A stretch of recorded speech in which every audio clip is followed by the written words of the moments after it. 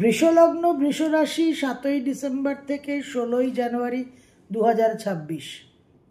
একাদশপতি দ্বিতীয়, সপ্তম দ্বাদশপতি অষ্টমে, নবম দশমপতি একাদশে এবং দে আর কানেক্টেড এবং তার সঙ্গে দশমে রাহু।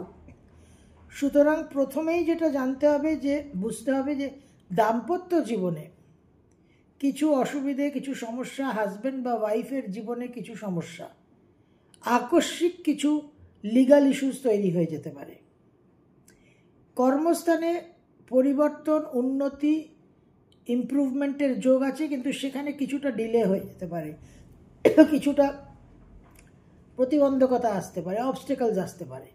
আপনাদের কিন্তু ধৈর্যের সঙ্গে এই সময়টা বিশেষভাবে অতিক্রম করতে হবে। অধৈর্য হয়ে, মানসিক চাঞ্চল্য হয়ে কিন্তু নিয়ে চললে কিন্তু ডিস্টারবেন্স আরও বৃদ্ধি পাবে।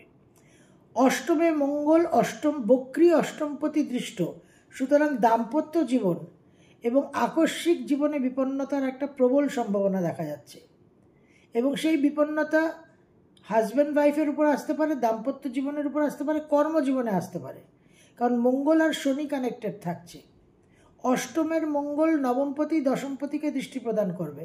বাবার শরীর স্বাস্থ্য নিয়ে আকস্মিক কিছু সমস্যা তৈরি হতে পারে। এই টোটাল বৃহস্পতি মঙ্গল শনি, এর মধ্যে রাহুর ইনফ্লুয়েন্সও আছে, কারণ রাহু বৃহস্পতির মিউচুয়াল অ্যাসপেক্ট আছে, তাদের দৃষ্টি বিনিময় হচ্ছে। কর্মস্থানে, গৃহস্থানে আকস্মিক কিছু সমস্যা, কিছু ফাইন্যান্স নিয়ে কিছু ইস্যুস তৈরি হতে পারে।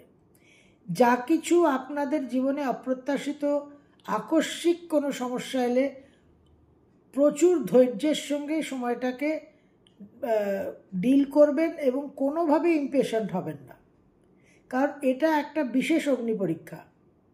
এই সময়টা সঠিকভাবে মাথা ঠান্ডা করে যদি চলেন, তাহলে মঙ্গলের ট্রানজিট হয়ে গেলে কিন্তু আপনারা অনেক বেটার রেজাল্ট পাবেন। যারা হায়ার স্টাডিজে আছেন, রিসার্চে আছেন, যারা কিছু সিক্রেট সার্ভিসে আছেন, যারা টেকনোলজির ফিল্ডে আছেন, এমার্জিং টেকনোলজি, এআই এটসেট্রা, তারা কিন্তু বিশেষ শুভফল পেতে পারেন। তো এই কম্বিনেশনটা ভীষণ প্রোডাক্টিভ, ভীষণ পাওয়ারফুল, এবং তার জন্য এর চ্যালেঞ্জেসও খুব হাই। তো একটু ঠান্ডা মাথায় চলবেন, একটু মনস্থির করে চলবেন, একটু ধৈর্যের সঙ্গে চলবেন, এবং জীবনে কিছু এই যে টার্বুলেন্স যদি আসে, তাহলে কিন্তু ঘাবড়ে গিয়ে আকস্মিকভাবে কোনো একটা হঠকারী সিদ্ধান্ত নেবেন না, ধীর স্থির হয়ে চলার চেষ্টা করবেন।